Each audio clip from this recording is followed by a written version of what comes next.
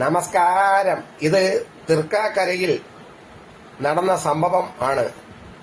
ഇവർ വന്ന കാറിന് ബൈക്കിൽ വന്ന യുവാക്കൾ സൈഡ് കൊടുത്തില്ല. അതുകൊണ്ട് കാറിൽ നിന്നിറങ്ങി ആ ബൈക്കിൽ വന്ന യുവാക്കളെ അടിച്ച് റെഡിയാക്കിയ ആൾക്കാരാണ് ഇവര്.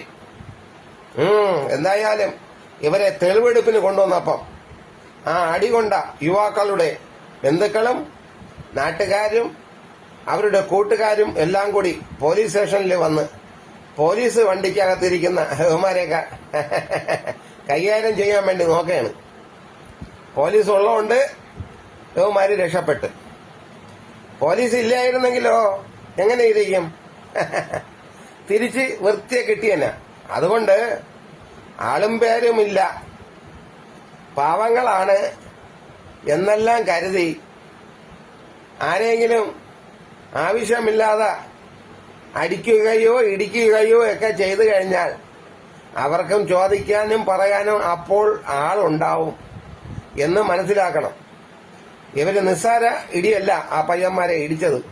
ഇവരുടെ ഒറ്റ ഇടിക്ക് ഓരോ പയ്യന്മാരും ചെന്ന് തെറിച്ച് വീഴുന്ന രംഗമാണ് നമ്മൾ കാണുന്നത്. അതുകൊണ്ട് കാശുണ്ട്, ആരോഗ്യമുണ്ട് എന്നും പറഞ്ഞുകൊണ്ട് പാവങ്ങളെയൊക്കെ ഇതേപോലെ കൈകാര്യം ചെയ്യാൻ വേണ്ടി പോയാലേ കൊടുത്താൽ കൊല്ലത്ത് മാത്രമല്ല എവിടെ ആയാലും തിരിച്ചു കിട്ടും എന്ന് ഓർക്കണം. അപ്പം നമസ്കാരം. അയ്യോ കഷ്ടം.